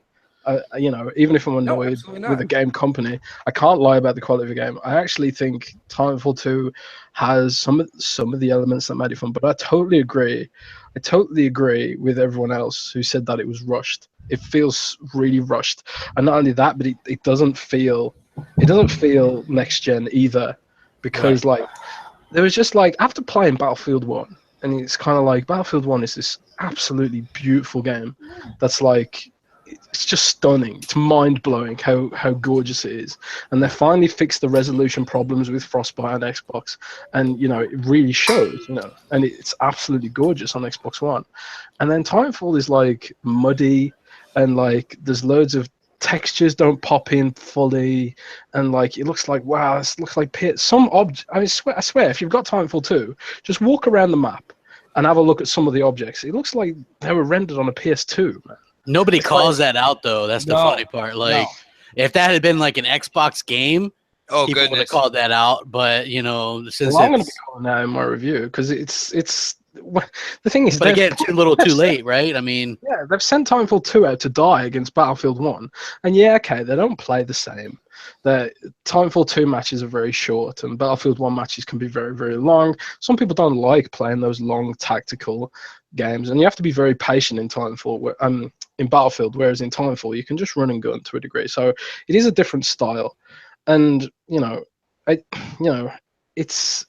there's good art direction in the game, but it just feels rushed. The engine feels rushed. It feels sluggish. There's loads of functionality that's thrown in there at random feels unbalanced. Like you were saying about the sonar, and it's like, what is this? And the battery gameplay sucks. Can I throw this in here, Jez? Lack of content. Yeah, it still feels. I don't know. Can I give them some props for not doing a season pass or anything? They are giving away all the maps for free. That's one good thing, but the thing is that they're not really in a position to not do that, because well, that's it too. Exactly, Jez. I'm going to use your words, crap, that you said to Jez a few seconds ago when Jez said about his review. That's a little too late, because to be honest with you, the game's core, what Jez just said. Now, Jez, don't get me wrong, you said it was fun, but and you know, I was all ears. But what you just said are the minuses in combination with what Clown said. This game has got, you know, wait for the vault written all over it. I mean, it's just not ready. It feels off, you know. It doesn't feel. The thing is, it's a hard balance to strike, because I enjoyed Titanfall 1 a lot. Oh, Jez, you know what? I'm sorry to cut you off, but I gotta say this because Assassin just brought this up. Assassin bought the deluxe edition of this game, right? He doesn't get his deluxe content until December. What? What is the deluxe content? What is the deluxe content include? Isn't it? I believe it is some skins. I'm waiting. Well, if it's skins, now we can sit here and really say that this game just wasn't ready. I mean, you don't have skins ready for the people that paid a shit ton more out of pocket. I don't know. I mean, it should have been delayed. It should have been delayed. It shouldn't have been put up against Battlefield 1. It shouldn't have gone up against Call of Duty, because people who buy Call of Duty every year, they're not going to play Titanfall 2. They're not even going to give it a chance. I'm going to play both. Well, fair enough, but most people don't, you know. I mean, I've got friends who play Call of Duty and they've never even heard of Titanfall, because they don't read websites, they don't really look at advertising. They just buy FIFA and Call of Duty every year, and they don't have time to play anything else. It's like they know those games can be trusted, but Titanfall 2 doesn't have that consumer base. It doesn't have that audience built up yet. It's got a core Xbox base that they alienated. Well, tell me what you guys think here. A lot of people in the chat and all day today, people have been writing me, and I'm like, you know, wait for the vault, wait for the vault. People are like, well, it may not come to the vault. With sales not doing well though, crap, it's more than likely ever coming to the vault, because now EA is going to say, well, we didn't do well with it with its sales as it stands alone, but Titanfall 2 in our vault does add value to the vault. So EA will be like, now we want to put this bad boy in there because it reinforces that EA Access is that good. But EA wasn't even allowed to force them to do the EA Access 10% off. Like, Respawn's like, nope, we're not doing that. We're not letting them play it early either. And EA's like, okay, because they don't own the game. So if Respawn's like, no, we're not going to do that, then they don't really have a choice. Well, first of all, let me do this. This is a crap gamer move here, but I want to shout out to the 312 viewers we have right now. Thanks. You hit that like button, you bunch of bastards. I'll let crap say that. Say that. It's like, yo, I'm like, you have no, it's great to have everybody here. Dummies? Yeah, the 312 viewers on a Friday night is fantastic. But, you know, getting back to it is that crap, it has to hit the vault. It's got to hit the vault. And the reason being is EA is going to say, okay, we gave away the fact that we're not going to let early access occur. We're not going to do the 10%. But we got, you know, EA games do go to the vault over time. And if it did very well, I think you were right. If this in 2 weeks we find out didn't do that well, it's coming to the vault, and it's coming faster than I even thought it would. Well, I would think, too, Mooch, that they might, you know, do some Black Friday sales to push the sales numbers up, even if they take it at a loss. Well, I could see that. I could see that. But listen, here's the thing, though. When we talk sales and gaming, everybody's interpretation of a good deal seems to be different, okay? My interpretation of a good deal is when a $60 game in a relatively short period of time, meaning like 3 months or so, goes down to $29.99. That's a great price. Well, you know what? With this, the way Titanfall 2 is, I don't think the servers are going to stay occupied for that long. So I think come Black Friday, I wouldn't be surprised if it was down to like $30, $25. Well, and listen, I encourage people to you know, if you wanted to pick it up for a discounted price, you go ahead. Myself personally, I'm going to use and Jez, you know, I know you know my whole Titanfall 2 stance, but let me endorse other games for a second. Okay, Battlefield 1 is fantastic. Whether you want to make fun of Call of Duty or not, it's still the 800-pound gorilla in the room. Okay, it's going to do very well. Gears 4, I mean, Gears 4 has 16.5 million sales. It's on track for. What's that now? The analysts think Battlefield 1 will sell 16.5 million. That's impressive if you're giving me that number, because I think COD is somewhere in the mid-20s, right? Yeah, it's Battlefield 1 is a big deal. It's so outsold launch sales of Battlefield 4 and Battlefield Hardline combined in the UK. Now, Battlefield 4 was a big launch. I haven't played Battlefield 1 yet. I do have my 10 hours downloaded, but I haven't turned it on yet. But I will say this much. I'm not a huge Battlefield fan, but that's a me problem. That's not Battlefield's problem. Yeah, Battlefield is definitely an acquired taste. I mean, when I first started playing Battlefield 1 this time, and I'm a big Battlefield fan, it took me time to adjust because I've been playing Overwatch so much, and Overwatch is very fast-paced, and you don't have to be so careful. But in Battlefield 1 is a different game. It's like you have to be patient, and I find it really hard to be patient sometimes. And I just want to run and shoot everything, but there's people waiting around every corner. Sometimes you just have to sit in a bush and wait for a few minutes. Oh. All right, Jez, I'm gonna tweet you when this show is over. I want to know what time it will. See, for me, it'll be morning here. It'll be early afternoon. If you have time, I want to spend my first few hours of Battlefield 1 going through it with you, because you have to teach me the patience. Like when I start to run off and you're like, Mooch, slow down. Okay? Slow down and enjoy the game. Play it like Halo. Just let someone else run around that corner first to see if there's someone there. Use them as a tool. That's what you do, Jez. You let. All right, now I know. Exposed. No, that's great. But finishing my statement though. Battlefield 1, Call of Duty, Gears of War 4, which has a tremendous look at whether you say you played or not. If you're listening to this show and you're like, I don't play that much, that's fine. I'm talking about a tremendous amount of people do play Gears 4 competitively online. Halo's still floating around out there. Okay, there's just a lot. There's a lot of games that people are playing multiplayer, and I've left a lot of other ones out. There's a lot of other games out there I'm not even discussing. Forza Horizon 3's got a lot of people occupied right now. Oh, yeah. There's a lot going on. Titanfall 2, look, am I rolling the dice? I'm slightly rolling the dice saying that maybe Titanfall 2 is going to hit the vault. I personally think that it's almost the safest bet you could make with the $10 in your pocket. If someone said, you want to bet me $10, I'd say bet it. You're about to double down. Mooch, when it comes to Titanfall 2, I've talked to a few people about the game. And like how you just come in with the general question. So, what do you think about the game? Right. When they start off, the first thing that they start off with that game is they start talking about the story. Like the multiplayer doesn't even hit them to the point where like, the attrition is crazy and your Titans dropping, and they go right to the story, and it's like, yeah, the story was pretty good. You already know, like, in terms of the pulse of the community, that game's not doing well. You know what I'm saying? Yeah, no, I totally agree with you there. Its backbone is multiplayer. The story is kind of like that, the icing on the cake. Mm-hmm. So when you ask them the first question, what do you think about that game? And they're like, well, yeah, the story is, it's pretty good and stuff. I hope the memory of Mooch, when we all kind of move on years and years and years from now, you say, the one thing about him is he used to make some irate sayings, but you know what? At the end of the day, I think he was a 90% correct on most of what he said. And, so Jez, I'm going to say the same thing to you that I said to a bunch of people. You go back and listen to 3 weeks ago, 4 weeks ago, 5 weeks ago, before even VR came out. I said VR is a fad, and it was a never was. It's a nothing. And now I think we're finding out that maybe VR as a whole is not a fad, but PSVR and a lot of these gimmicky things that are out, like the Samsung Gear and all that other stuff, that nonsense is fad. It's even in malls and people are walking by it. My next question will be if I can speak to futuristic crap and futuristic Jez and futuristic clowns, the guys that I know that have the game. In 2 weeks, I'm going to be like, hey, so how much Titanfall did you play yesterday? You'll be like, I haven't picked that up since our last CrossFire.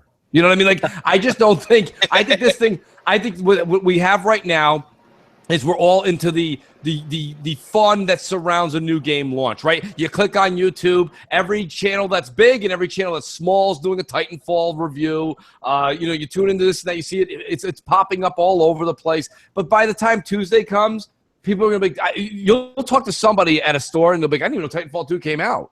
It's just, I think this game was rushed. I think Vince Zampella made another huge mistake. I think he should have kept his mouth shut.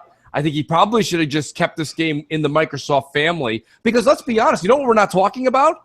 We're not talking about the lack of the reason people aren't enjoying the game for the most parts is because the cloud's not involved anymore, right? The war. Well, right, Jez, because the Red Dragon, shout out to Red Dragon, one of the things he tweeted out when this whole controversy started a few months ago was he said, you know what I'm noticing is, he goes, when I got dropped in the battle in Titanfall 1, he goes, I felt like I was being dropped into a war that was going on for hours. And he goes, now I get dropped in and it's like... Attrition has been gutted. I mean, in the previous game, where attrition was like the main mode, right? So like...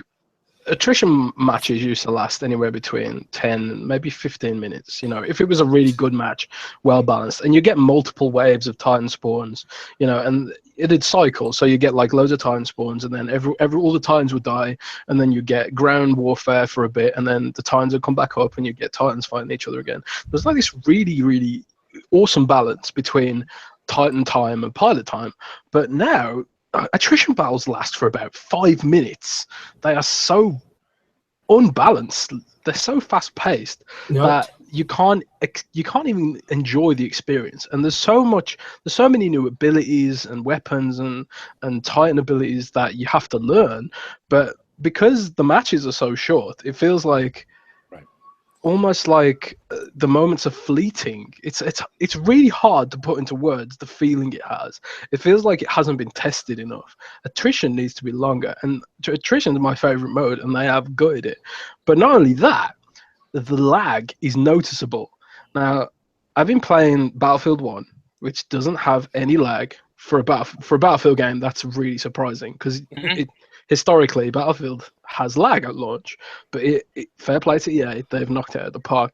Halo 5 almost feels like you're playing offline when you play Halo 5 online, because the latency is so low, the netcode is so good, and the servers are so powerful that there's just almost no lag.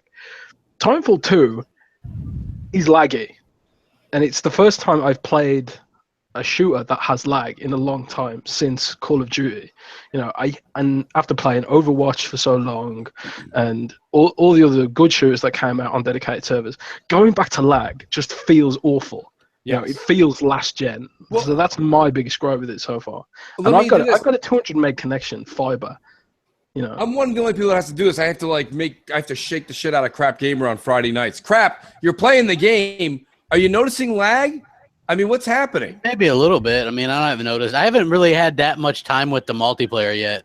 You know, I always play like campaigns and stuff first. So, well, I mean, so have you put any time in the multiplayer? Or no, a little bit, a few matches. So nothing. This is, I suppose it's. I'm going to point out that someone in the chat said it's smooth, right?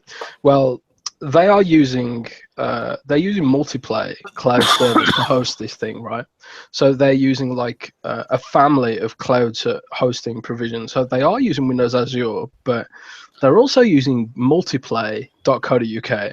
So I'm guessing that I'm getting the multiplayer servers in UK, and the multiplayer servers must suck compared to Azure, maybe. So maybe I'm just getting screwed. But and everyone else is fine. But the thing is, if I'm lagging, I'm just gonna say, look, I'm getting laggy. I'm not gonna. I appreciate your honesty. I mean, look, this is something that I would rather that I could speak more of. Clowns, go ahead. Yeah, I just don't have the game. I gotta say it. So in one of the attrition matches that we were in, now I haven't personally experienced lag on my part. Lucky for me. However, Assassin, every time he went up against us, one other player. Can't remember his name, but the guy would like disappear and reappear, and it wasn't the pilot move or the Titan move. I mean, he was lagging. Like, he would just lag across the roof, lag across the bushes. Like, everywhere he went, it was just lag. And I got to see a clip from it. Here's the thing I want to bring up. I brought it up on Xbox Nation. I'll say it here. So Alfredo Plays, he used to be an IGN guy, and now he does his own thing on Twitch. He's a Twitch guy. He's not really affiliated with Kind of Funny Games, the Greg Miller group, but he does. He's very good friends with them for being, because they used to be coworkers at IGN. Because Greg and Colin aren't big first-person shooters, whenever something big like Titanfall or Halo comes out, they usually let Alfredo come on because he is a competitive player. And he is very good, so I will tip my hat to him. But he went and did a complete review on Titanfall 2, and he said the campaign was not worth playing more than once, if that. He said his biggest complaint with the campaign was they're trying to tell you that you have to, like, kind of like when you're a Jedi, right? You have to earn the rights and learn how to use your powers. You're this elite warrior. You're this fighter. You have to earn all these things. He goes, but 40 minutes into the game, I had every ability. So he's like, you're sitting there in the campaign, and they're like, one day you will learn this. And he's like, no, I learned it already. And then he's like, and then he's like, you'll get this later. And he's like, nope, I was using that in the last board. So, I mean, like, he goes, it's just the story didn't really work well. He goes, I saw what they were trying to do, but it didn't really work out. And he goes, unfortunately, just like the first time you played Titanfall 1 and you played through the attrition and you played through all that, and it was multiplayer and you would never do that again, he goes, you'll never play this campaign again. And that seems to be a wash for me. So then it ends up being just the poor multiplayer in Titanfall 2. But what campaign does anybody play multiple times, though? I mean, like, I can't think of really... That's the only argument you can really say. I know, yeah, but you say that crap, but I mean... Metro so many times. Yeah, I'm gonna play Gears at least 2 or 3 times. No, not even me. I won't even do that. Like, I beat Gears once, and then I'm on to the multiplayer. You know what I mean? I thought it was a good campaign, but... There's not really, unless I'm going to try and grab some more. I think others do it, though. But, I mean, crap, don't get me wrong. Your opinion's as valid as anyone else's. I agree with you. I thought about that, too. I said, how many people? But the point of the matter was this. A lot of times when you're talking to reviewers, and Jez, you tell me if I'm wrong here, reviewers, they stress the ability to play the campaign again when it's that damn good. And in this case, this is one of those happy-go-lucky guys. You know, he's just floating around San Fran, having a good time with a latte. He's like, you know, usually these guys are like, play the campaign again because you're probably not working, you know? So it's like, you know, but this guy was even like, you know what? Wasn't that good. You know, I mean, like, my point being is that even the happy-go-lucky guy that has no affiliation, he's really on no side of the ropes, said, who gives a shit about it? You don't understand. My whole point is Titanfall 2's claim to fame was supposed to be the campaign because I played the multiplayer. And the tech test, yes, they made it a little faster. Yes, they tweaked this. Yes, they tweaked that. But the game sucks. It's not the same Titanfall that we came to love in Titanfall 1. It's just not the same game. All they had to do was leave the multiplayer alone, make bigger, more elusive maps, and then add a decent 6 to 10 hour campaign. It was not that hard, Vince. Sorry, I'm not a game developer, but it wasn't that hard since you already had the model done. Yeah, again, they were trying to hit the mass market, which, look, like I'll equate it to music. There's a lot of people that are like, oh man, that band sold out. You know, they sold out, or like Metallica gets accused of this a lot. I'm a big Metallica fan. They're like, man, early Metallica, that was the best, and they sold out. I'm like, what are you talking about, sold out? Because they're making music that appeals to more people. Like, to me, Metallica got good after the Black Album. That's you know what I mean? At that point, people were like, they sold out because they got a more mature sound or whatever. I'm like, look, you can only be that, like, teenage, angsty, pissed off at the world for so long. Right. You know what I mean? Right. Eventually you want to grow or whatever. They tried to grow the game. You know, they made some mistakes. Hopefully they can fix some of the stuff. They did, like, I remember in the tech test, one of the game modes, like, I didn't get a Titan that whole game, and I was number 1 on the boards. Right? So they fixed it to where you could get them faster. Maybe they'll fix attrition pretty quick. It is a launch. Look, it's sitting at a 90+ Metacritic on the XboxOne. Like, it's a quality shooter. You know what I mean? Like, this game is in the 90s, and I haven't heard anything you said so far, crap, except for that 90s comment on Metacritic that makes me think it's a quality shooter. But look, I'm just telling you, it's quality. Like, the last few Call of Duties, that's the opposite of quality. You know, like Infinite Warfare, that thing's going to score in the 70s Metacritic. I guarantee it. Right. It's going to score in the 70s. This is. But what are we doing? What are we doing as gamers? But what are we doing as gamers, sitting here and judging something off of Metacritic? Well, I'm not. I'm just saying I've played it a little bit. You know what I mean? I think look, I like, it's a good. It would be a good alternative for you since you don't like Battlefield. Like, to me. Yeah, I agree with that. It's I don't always have time to jump into a half an hour Battlefield game, right. So I do like to jump into Titanfall when I've got like 15 minutes or something like that. Oh no, absolutely. Titanfall. The thing is, like, Titanfall, it does have like those familiar elements that are awesome.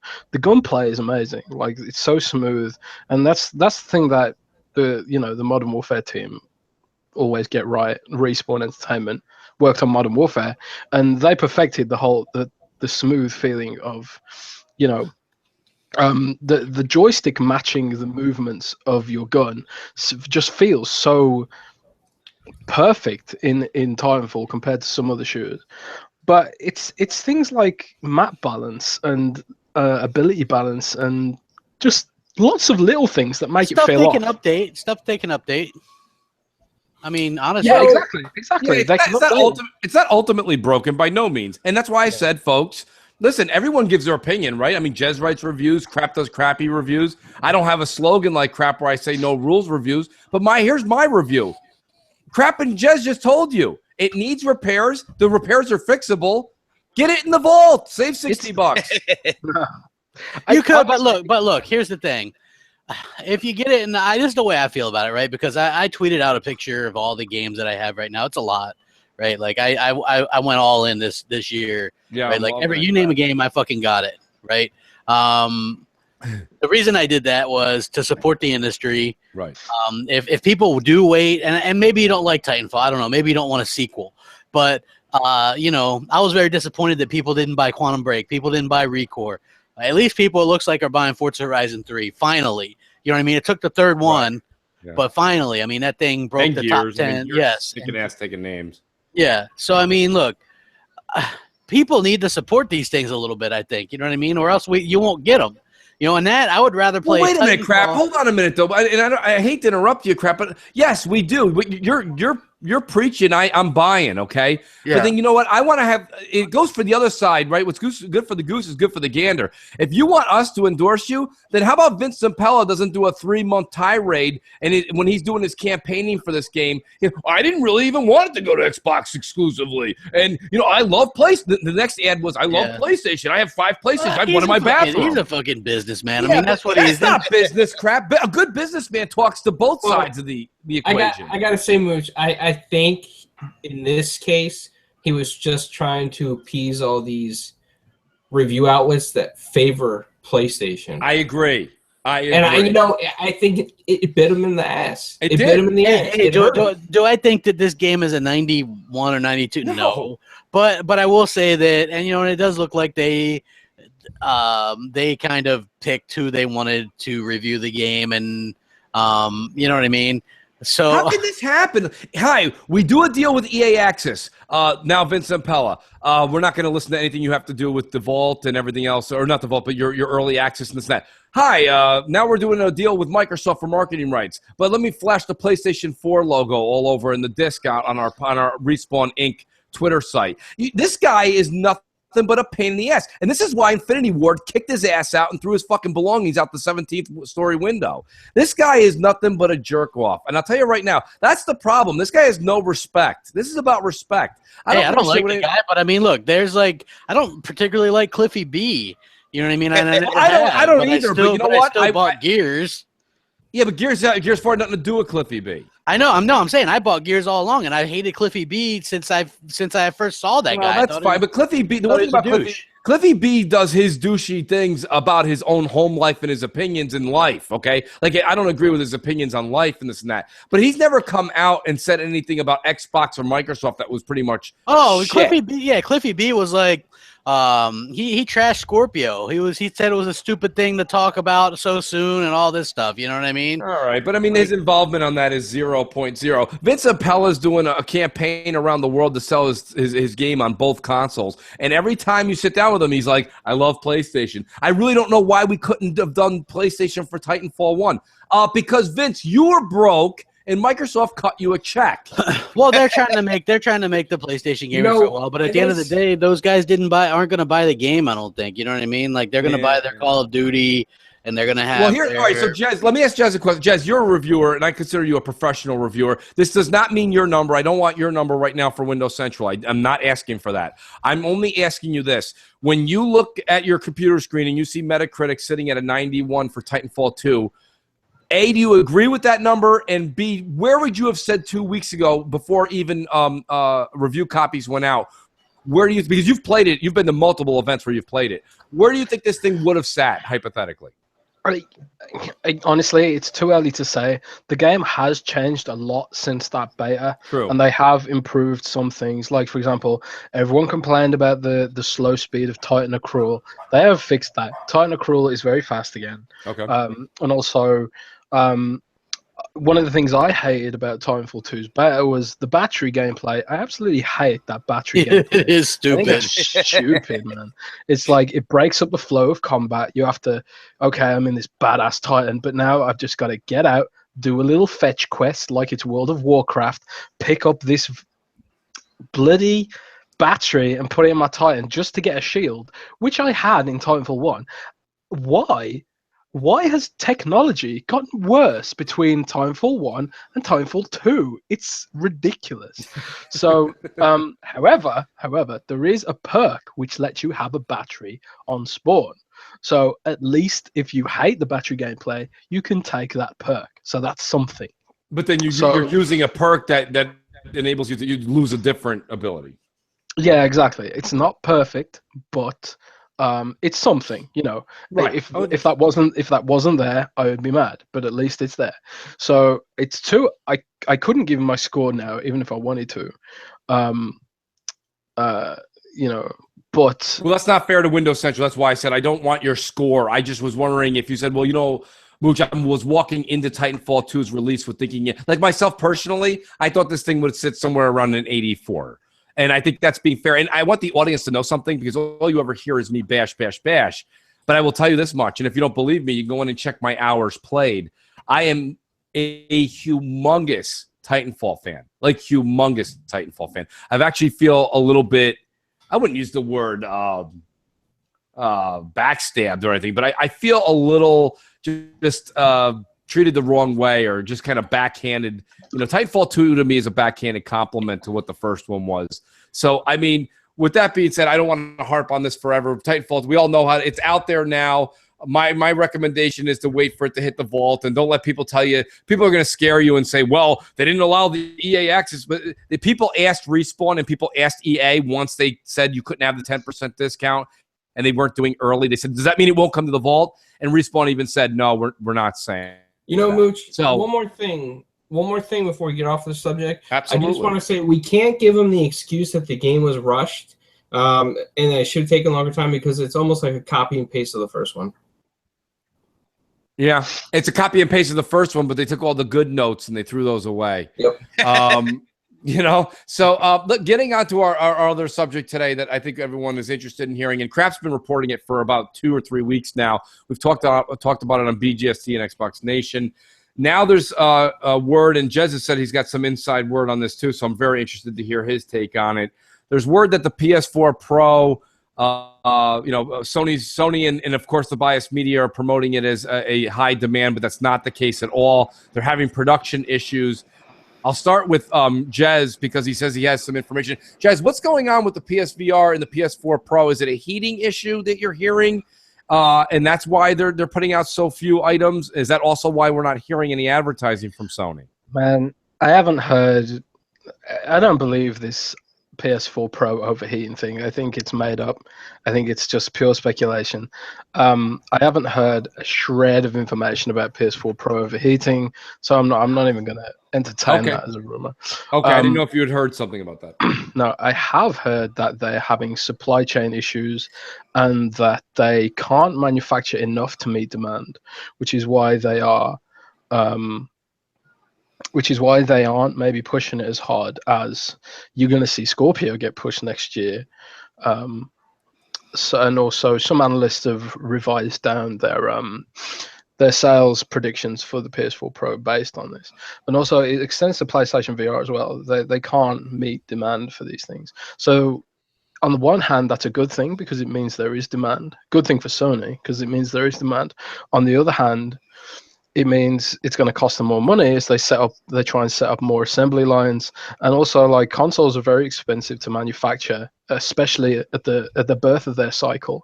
And like the idea is that assembly lines improve, get more efficient, supply chains get more efficient. Well, and then, here's the thing, Jez. Let me just interrupt you there and say this is if what you're saying is true, that's a good thing for Sony and an awful thing for mankind.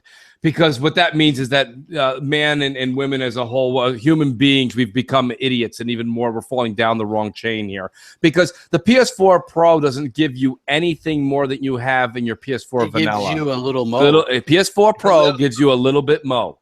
Yeah. And my point here, Jez, is that There's nothing they're giving you. Plus, now, I'm sorry, but this is not 1920, and we're not talking about Henry Ford and the Model T. Now you're telling me that we don't have enough experience on the old, the old conveyor belt and work. This is horse shit. This is a problem that either Sony doesn't have, either they were just they caught themselves with their pants down. I don't think a lot of people are buying this, Jez. I don't. The PS4 Slim is a failure. It's an utter failure. PS4 Slim. It's hard to say, I'm not going to sit here and say PS4 Pro is a failure. I'm not going to sit here and say PSVR is a failure. I think PSVR suffers the same systemic issues that Oculus Rift and HTC Vive suffer. Okay. And the Oculus Rift, Facebook, they've got to feel like, how can we make this sell faster and stuff like that. But it's a systemic issue. It's the stuff we discussed earlier, that when it comes to VR, you're asking a lot of the user, and but the thing is, you could have said the original Wii was asking a lot of the user to stand up and use a new peripheral and stuff like that, and that sold like hotcakes. So some of these things are hard to predict, But Jez, if I gave you a PS4 Pro right now, and you plugged it in, which is not irate to say, it's coming out in 2 weeks. What do you do with it? Because I don't know what I would like when you get new hardware. Okay, whether it was the XboxOne in 2013, the PS4, you went home, you popped in Rise, Son of Rome, and you sat back and you said, "Wow, this is something." Whether you liked the game, forget the critiques, forget everything else. Whether you liked it or not, this was a game you were incapable of seeing on your 360 or PS3. Okay, when you bring the Pro home, what do you do with it? That's the problem. Even Sony elitists are like, there's nothing to play on it. Yeah, there's not many titles that utilize the PS4 Pro upscale graphics, and I think that's one of the smart reasons. The Microsoft have announcing Scorpio so early. That's one of the smart plays, really, because it means they can get it into lots of developers' hands, and instead of having 10 titles that have upscale graphics, they might have 100. They might have even more than that. So that's a smart play by Microsoft, but you've also got to presume that by the time the PS4 Pro comes out, by the time Scorpio comes out, that PS4 Pro will also have 100 titles that play games at a higher resolution, upscaled, and all that stuff. So, it's hard to say because I don't know. It's really hard to predict. We're in uncharted waters here. It's kind of like there's not like it's not generations anymore. We're not jumping between generations anymore. We kind of like a new console's coming out. It can still run Xbox One games. It's still an Xbox One, but it also does this other stuff. And it goes back to what we were talking about Surface earlier. Are they going to put in a unique selling point? Because the PS4 Pro doesn't really have a unique selling point. It's just a PS4.5. That's what it is. Yes. Now, Microsoft are positioning Scorpio as something more than just an Xbox 1.2 or 1.5 or whatever. Exactly. So there's going to be a big VR play. There's going to be mixed reality play. There's going to be Windows holographic play. There's going to be something unique about it to make it. Well, let me bring in another big name that people are aware of that kind of follow all of us that are on that are on YouTube.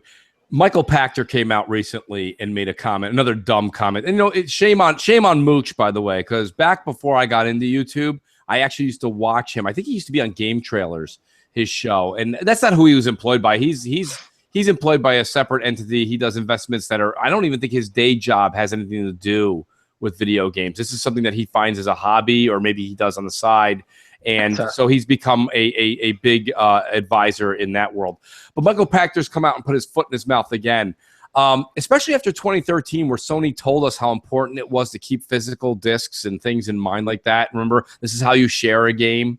So if all of that comes out from Sony, Michael Pachter's recently come out and said, in his opinion, the lack of a 4K Blu-ray or 4K Blu-ray hard drive in the PS4 Pro and PS4 Slim is absolutely no big deal at all. We're going into an era where physical copies of DVDs, etc., are in a 50% or more decline. Blah blah blah blah. And he went on, to say some other things. Long term, he might be right. Absolutely, but not the next 3 years. Exactly, not the next 3 years. And the fact of the matter is, because the PS4 Pro doesn't have a UHD player, it's a differentiator. It creates an argument to invest in the Xbox ecosystem, which is a massive benefit for Microsoft, because at the minute we get into a point where it's like Android and iOS, where people get locked down into ecosystems.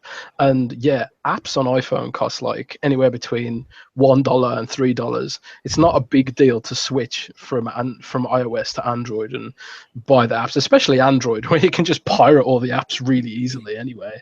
But the thing is, my Xbox library is probably worth around $5,000. So Right. I am not going to be switching it anytime soon. Sony could release a console that delivers pizza through the disc tray, and I still probably wouldn't switch for it. So for Microsoft to release a UHD player now, while people are investing in 4K TVs, it's a smart play, because people might think, okay, if I'm investing in a 4K TV, I want to get the most out of it. I want to try out UHD Blu-ray players, UHD discs, because I don't think you can even download 4K movies off the PSN right now, as far as I'm aware. You definitely can't off Xbox. You can't download 4K movies off Xbox right now. And how much are those going to cost? Because the HD versions of movies digitally are pretty damn expensive by themselves compared to a UHD disc. So it's an interesting play, and it is a differentiator. Whether it's a good differentiator or not, I don't know. But clearly it is, because Xbox has been winning the sales battle for the last 3 months. It'll be interesting if they win next month and the month after. That's the real test. Absolutely. If Xbox beats PS4 Pro in December, that'll be huge. And Sony should be. So you think December is the month to keep our eye on, not November? November and December, I guess. Okay. I think that ultimately the thing about this, Jez, and I was saying this last week, I'll say it again. I went into Best Buy. Best Buy has and I think their promotion still goes till Sunday. Everybody who's listening, you go in and buy certain 4K TVs. I think it's a threshold. I don't know if it's over $1,000. You know, any of the KS 8000 series and up, very affordable TVs, by the way, $800, $900, $1,000. You get an Xbox One S for free, a 500 gig for free. And that, you know, those come with Halo 5, or I think there's also a Gears one. I'm not sure. I saw them all stacked behind the register. There was people, I saw 3 or 4 families walking out just when I first walked in with a TV and an Xbox One S. Jez, my point being here with all this is those count as sales. That pairing, okay, of having the hard drive, the 4K Blu-ray player in there, that's how beneficial that piece of property in that box is. And that's something that Sony really, really effed up. They really made a big mistake. Dude, it's a no-brainer. Dude, it really is a no-brainer. Do you remember back with the PS3, people were like, well, that's the cheapest HD Blu-ray player that you're going to get, and that actually fueled some of like the sales at that time, because that even back then with the PS3, that was one of the things that made me think maybe I should get that at some point in time. You know what I'm saying? But to have something like that, especially with these companies really going in and let's be honest, they're transitioning to 4K. 4K is going to be the standard. Yes. In the very near future. This is where the companies want to go, and they will spoon feed people until they gradually, get it to where they want it to be. Right. And to have the UHD in that console, and to be able to tout it as the only console that has that in there, that is a huge thing. And anybody who says differently doesn't know what the fuck they're talking about. Right. Right. And it's an ecosystem play, And the thing is, that's what Microsoft cares about at this point. It's kind of like, yeah, we'll give away a free Xbox consoles with Surface purchases and stuff, which is another thing they're doing. And it's kind of like, we want to lock people into this ecosystem we're building.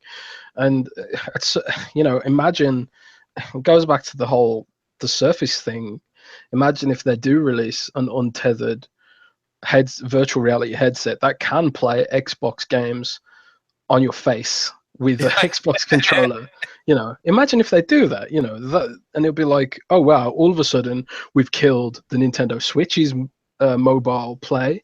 We've killed PS Vita if it needed any more killing, and we've killed Oculus Rift. We've killed HTC Vive with one product. Yes. Imagine that. And Microsoft are a software company, and they've got this dilemma of iOS and Android app stores crush us in every way except for AAA games. AAA games is the only app that Microsoft excel at, really, and they've got to be looking to play that in a big way in the future. Well, there's a lot of subjects I want to still go over tonight, and I'm going to start a kind of a speed round here, and I want to get everybody's take. But thanks to the power of YouTube, the internet, and what we have these days, I get to have a conversation with Jez on Twitter, and then I actually get to speak to him on a show like this, which I'm grateful for. Me and Jez were going back and forth last week, and Jez, I believe I'm paraphrasing you, I'm not quoting you, but we were going back and forth on the whole Mark Cerny issue of 8.4 teraflops, and I believe one of your questions to me was, Mooch, why do you care? And my question back to you was, why doesn't anyone else? And here's my problem with it. Instead of sitting and going down the same lane that we went down last week when you were listening, is I want to present something new to you, Jez.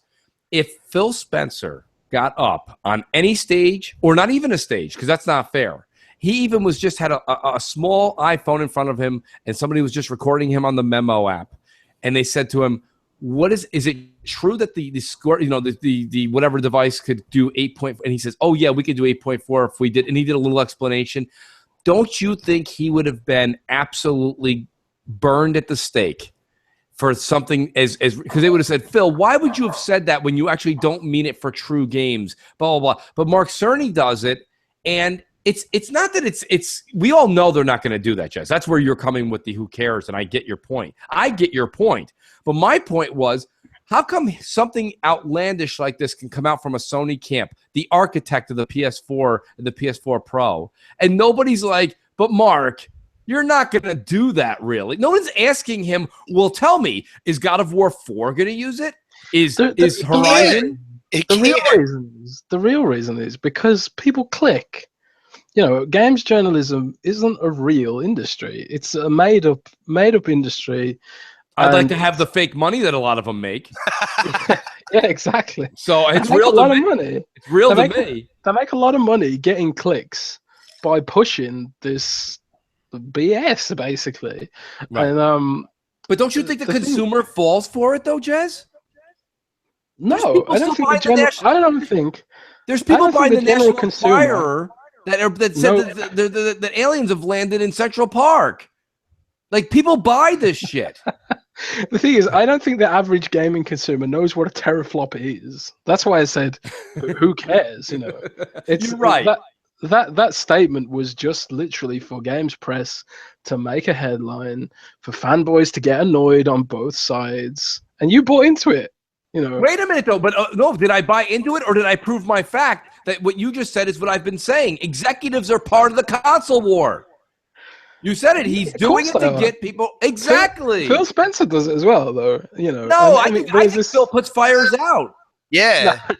No, he does. He does it. He's subtle, but he does do it. And you had like there was headlines a few weeks ago where some outlets were like, wow, Xbox executives are trolling PlayStation over MPD, and Aaron Greenberg tweeted stuff like the best selling console US, and they put out that trailer, and that was controversy, and those headlines, and then angry comments sections raining down. See, I'm not a part of this because Windows Central is a tech site, and also we don't cover PlayStation. Some of our readers have PlayStation, but none of them care about the console war. So I don't have to do this stuff to get clicks, which I'm grateful for, maybe. Absolutely, and thank God is right. Yeah, the multi-platform sites, they have to do this to get clicks because their industry is made up. It's fake. That a games press is a glorified arm of games marketing. It's not like a movie critic. It's not like Siskel and Ebert, where like they're respected reviewers and stuff like this. Their newsrooms are basically advertising the games, and then they have a reviewer who whose job is to review the game, and maybe his opinions aren't fake or anything, but there's still like this sort of hypocrisy where you advertising a game for months like No Man's Sky, buying into all the marketing, and then when you actually review the game, it's 6 out of 10. And that's why, like, it's, you know, Polygon did this. Polygon pushed No Man's Sky like a no man's business. That's a bit of a pun. No, that was a good one, man. That was a pretty good one. So they pushed No Man's Sky hard, and then they said it was the second coming of Christ, and they had all these feature articles like why No Man's Sky is amazing, all this tech it's going to do, and then it comes out and it's the most shallow game ever, and it has less features than Elite Dangerous, and you know it's just not as good as Elite Dangerous, and then Polygon gave it 6 out of 10, and then a lot of people are like, how can we trust the games press when they've been complicit in hyping up this game that turned out to be terrible, you know, and it's because they are trying to get those clicks, you know. But so, Jez, if this whole like gaming media, if you're saying it's fake and everything like that, like I feel like it's not fake. I'm not saying it's totally fake. I'm just saying there's a disconnect there, and when that disconnect gets exposed, it causes a loss in trust, you know. Oh, okay, all right. Now I see a little bit more where you're going. When it's exposed for what it is, like you were talking about clicks in the beginning. So once that gets exposed, there's more clicks coming down the line and stuff like that, and that's where it's controversy. Total controversy. So like when Mark, that guy, I can't pronounce his surname. Is it Cerny or Kearney? I don't know. Cerny. So when he says that about the teraflops, you know, using mathematics to make it look better than it is, and people gets those headlines, and people click and people comment, you know, and we're sitting here on a podcast talking about it and basically advertising the PlayStation 4 Pro for them. That's all part of the circus, you know. So like, I mean, it's if you're into gaming, it can be fun to pick it apart. It can be, the console war can be fun, you know, but at the same time, you sort of have to like sift through the BS sometimes. And I think that whole teraflops thing was just pointless. Here's my problem though, Jez. You know, Jez, first of all, very mature way to put it. And you know, listen, honestly, if me and you ever were sitting down, and I'll use some English terms, if we're ever sitting in a pub having a drink, a beer, I completely agree with you, and we would be having a different conversation hypothetically. But the problem that really persists, and the reason that I kind of couldn't wait to get in front of a microphone and start talking, was because the things that are going on, okay, you're right. What he said was, you know, illegitimate and this and that, and it doesn't hold water, blah, blah, blah. You're right. But again, the public takes it as it is, as they don't take it as a grain of salt, they take it as fact. And what happens is then you have people, there's still people in GameStop today or in Europe, okay, that are walking in saying, but the Xbox One doesn't play old games, or the Xbox One doesn't allow me to use, I can't trade it. Like, because the media runs with it. So there needs to be people like us that tell people what the hell is going on. Exactly. Because there's nobody else, Jez. Think about it. You said it yourself. Windows Central is not going to get involved in it. And I don't blame you. That's just not that's not the business status quo. You're not doing that. But then you have the IGNs, Kotaku, and all them, and the first thing they're saying is PS4 Pro 8.4 T-flops. Cerny says, you know what I mean? There's 8 million subscribers to IGN. They're getting 450,000 clicks. Okay, so if you don't have, I mean, what am I getting? 5,000-6,000 clicks? It's nothing. My point being is that somebody has to report the other side. That's all I'm asking for. It's fine. Let them play their trivial games at the executive level. But there's nobody playing the game on the other side. And that's why you saw this massive blow-by of PS4 to Xbox One purchases early on, is because the media just ran with Sony's bullshit and nobody was there. And then people go, Mooch, calm down. I'm like, wait, it's not about me calming down. Microsoft doesn't pay me anything.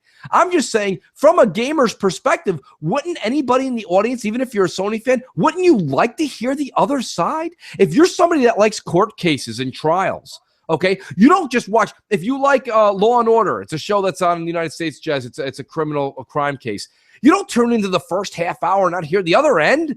You know, I mean, it's an hour-long show. My point being is the IGNs, the Polygons, the Kotakus are only reporting Cerny's side. I love how Nobody's saying passionate the you other. get, man. I love how I'm sorry. Isn't that how passionate Mooch gets?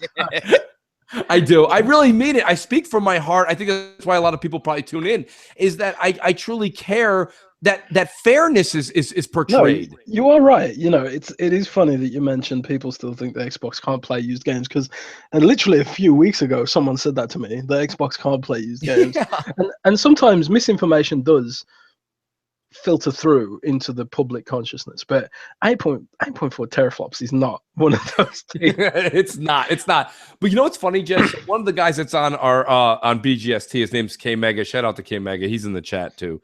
K Mega made a point to say what you said, Jez. He said, I don't even know what the hell you guys are talking about sometimes when you start talking about teraflops. But he said the one thing I do know is it resembles some unit of power. And when somebody, right, so that's all. So even if you're just Joe Blow, I only game twice a year. You hear T-flops. Okay, I always make this joke. A bigger number. It's like gigawatts from Back to the Future. Nobody knows what a gigawatt is either, but it's a true measurement of power. So my point being is, if I said to you, Jez, my time machine has 1.7 gigawatts and yours has 8.4 gigawatts, well, even somebody who has no idea what the fuck a gigawatt is, they're gonna get in your car.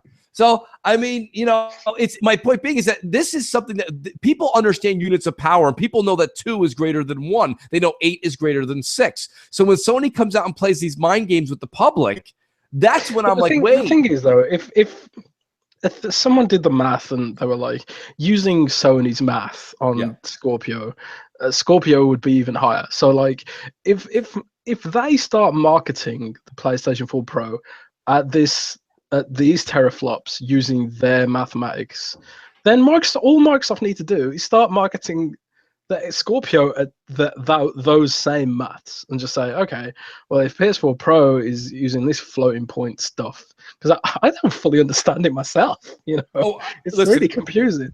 But I do work with some of it. I understand some of it. My point being, though, is I'm with you. I think you're 100% right. It's not necessarily that it's not common to the public.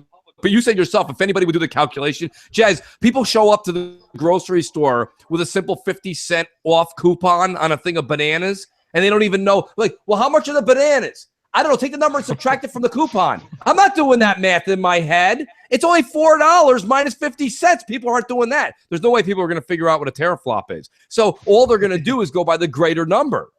And this is what I'm saying. And it would be interesting, Jez, if you ever did this. I would love it, like, to the nth degree. Don't do anything console war-ish. But if Windows Central or someone like you, or maybe an independent paper, somebody would just, or an independent column, just to write, why is it that the media only shows the other half? Not taking any sides, but for all purposes, show the other side. The media reacts to public perception. It's like this in the UK, Absolutely. That if public opinion is a certain way about something, the media will follow that public opinion, and maybe they'll try and change it and manipulate it. And it's like an echo chamber; it goes backwards and forwards, and things cycle, and there's trends.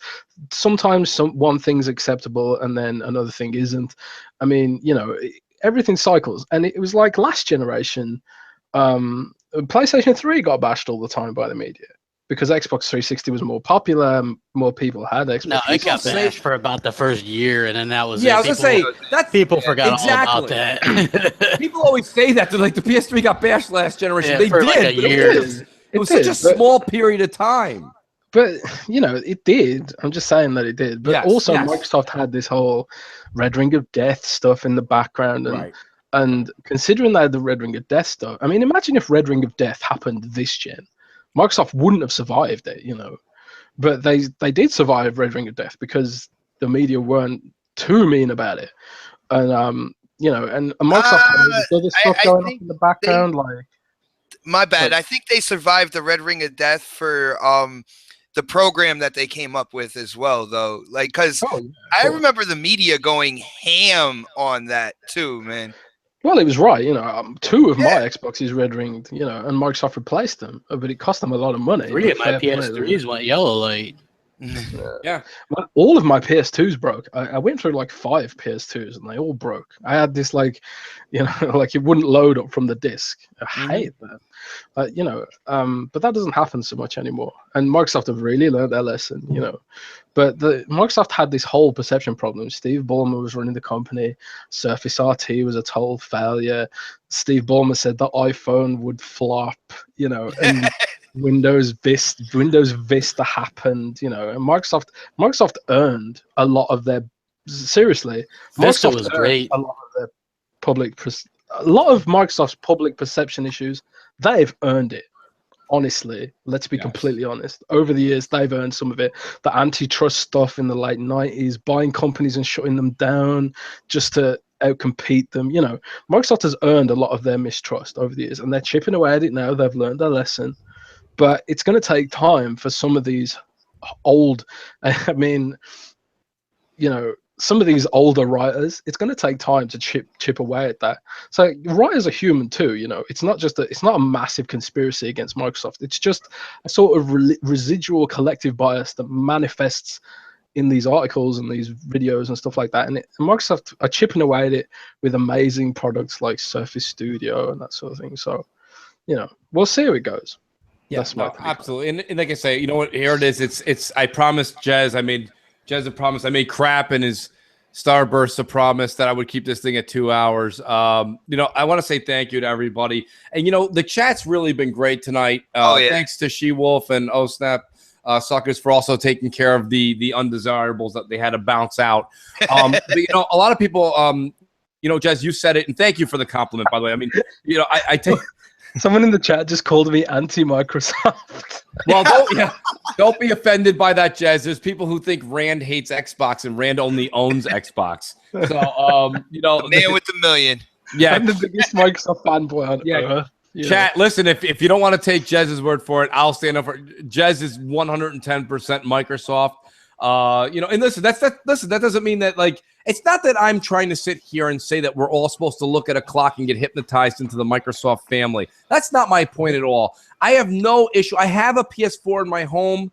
I've had a PS3 in my house, PS2, PS1, all the way back. My point being is that all I've ever asked is for a fair shake. And I think that's why Crap does what he does. That's why Zaire, if you listen to Zaire and BGST, Zaire says the reason he first took to the microphone was because he was like, is anybody going to wave a green flag ever? So that's why I set up Xbox Mad on there. Absolutely. Because it was a success. No one doing that. Huge success, Jez. It's doing pretty well. It's doing very well. It's personally, I wait until I see something from ICXM until I take it credible. That's how good it is. They do a lot of fanboy stuff that I wouldn't post if I was. No, I mean, I don't mean that part. Yeah, there's definitely. Listen, you can go grab the New York Times right now, and there's a bunch of there's a couple of corny, funny sections too. You gotta fight fire with fire sometimes. Exactly. So Crossfire. With that, Crossfire, exactly right. And some weeks we have more heated discussions. Some weeks it's just getting through the news. But I want to thank everybody. I definitely want to thank our special guest, Jez Corden. Jez, I realized that I've watched you all week for the past 10 days. You've been on so many podcasts, so thank you for your time. Yeah, you know what? I wanted to podcast to talk about Halo Wars too. Well, you knew you weren't going to get to that on this show. Yeah. I'm just going to get it in here. Halo Wars 2 is pretty good.